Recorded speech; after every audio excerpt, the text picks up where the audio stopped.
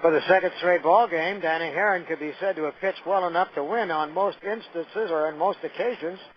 Herron gave up just 7 hits and 2 runs tonight in his 7 innings. Instead, was nailed with his 12th defeat against 13 victories in the season. The last outing against Boston, he gave up just 2 runs, but that was enough for a 2-1 defeat and the start of the A's slippage out of the tie for the American League lead in the West. The bottom half of the first inning, it looked like the A's might have a good night in store against Kenny Rogers. Back with 1 out, it's time for the Margarita King Call, brought to you by the Margarita King, the world's only gold medal winning margarita in a bottle. Now at Safeway, the batter Mark Kotsay. Drive hit hard and deep to right field on a low line, and gone! Mark Kotsay hits a line drive homer into the seats in right field, about 25 feet clear, and gets the A's out with a 1-0 jump. 2 batters into the bottom of the first inning.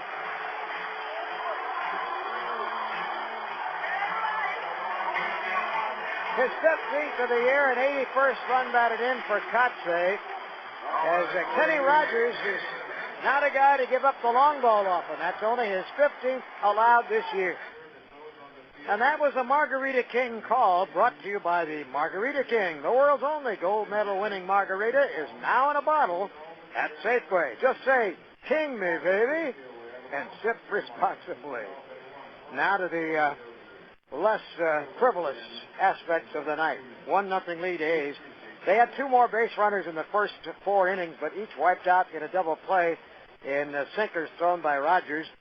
Meantime, Herron was handling things well for the A's, gave up a harmless single in the second, another in the third. But in the 4th inning, Mark Teixeira was leading off the inning, and he came in with 41 home runs in his collection.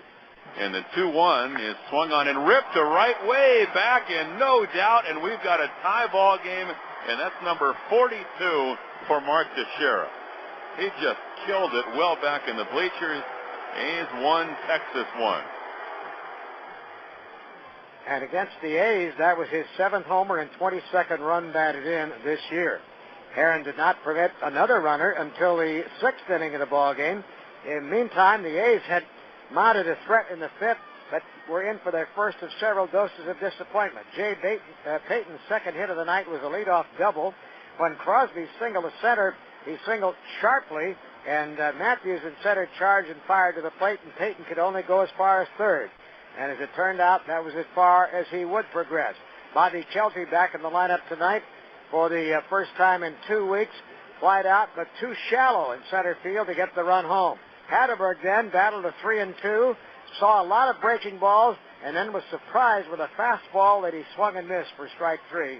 Swisher hit a line drive, but right to the right fielder DeRosa, and the A's had to settle for nothing. And the way things often turn around, followed immediately with Michael Young, the league's leading hitter, leading off in the 6th inning. Young hits the first pitch high into deep right center field. A long run for Kotsay. He's back near the wall, and that one is gone.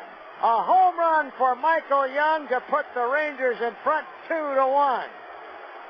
Between the 388 and 400 marks in deepest center field to the right of straightaway, Young's career high, number 24, extends his hitting streak to 20 straight games, and in 31 of the last 32. Meantime, Kenny Rogers had done a great job of keeping his pitch count well in control, just 64 for the first 5 innings, and he got 2 outs in the 6th. Mark Ellis lined out hard to center. Mark took an 0 for 4, a rare one tonight, and then Kotsay flied out to right. But Kendall drew a walk. Chavez walked. And Rogers, nibbling at the edges of the strike zone, was not going to give in to any of the A's hitters, and finally walked Jay Payton. The bases were loaded.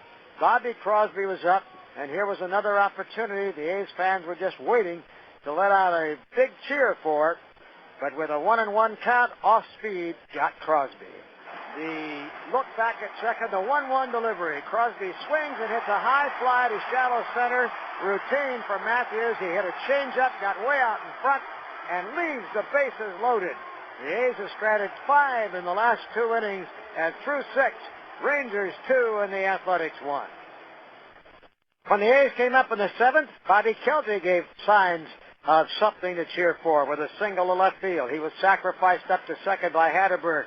And when Swisher drew ball 4 for the 5th walk-off Rogers tonight, the veteran left-hander was lifted for the hard-throwing right-hander Joaquin Benoit, who had turned in a 4 1/3 inning gem of relief against the A's the last time the Rangers were here in Oakland.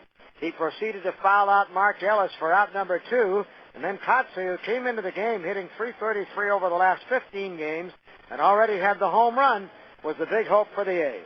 The 2-2 pitch on the way, swung on and missed. Took something off. It was an off-speed pitch down and away as Kotze strikes out, and the A's frustration continues on this Friday night. After 7 here, the Rangers lead the A's 2-1. Justin Dutra took over the A's pitching in the 8th inning, and Matthews greeted him with a double to right center field, after which Michael Young drew a base on balls. Dutra stayed in to face the switch hitting Teixeira, batting left-handed, struck him out swinging. Then Rincon was called on to pitch to Blaylock, lefty-lefty matchup. Blaylock hit the first pitch into right field for a base hit, and the bases were loaded, and Rincon was gone, and in came Kiko Calero. Calero throwing sliders to Soriano got ahead of him, and it looked like the next slider might have gotten the double play ball, which would get the A's out unscathed. And a breaking ball bounce to short, double play ball. Crosby flips it over to Ellis, who tries to field the ball with a bare hand. He bobbles it. Everybody is safe. The run scores, and it's 3-1 Texas, and the bases remain loaded.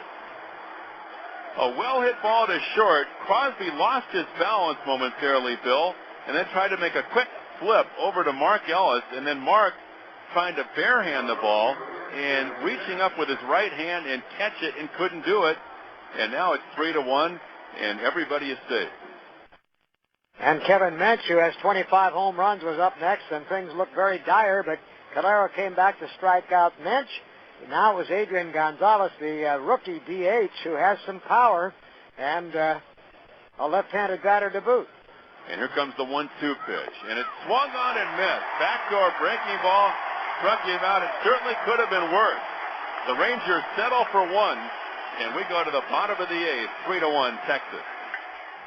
But the drama was over for all practical purposes. Benoit not only got those 2 outs with 2 on in the 7th inning, set down the A's in order in the 8th, and Francisco Cordero did likewise in the 9th.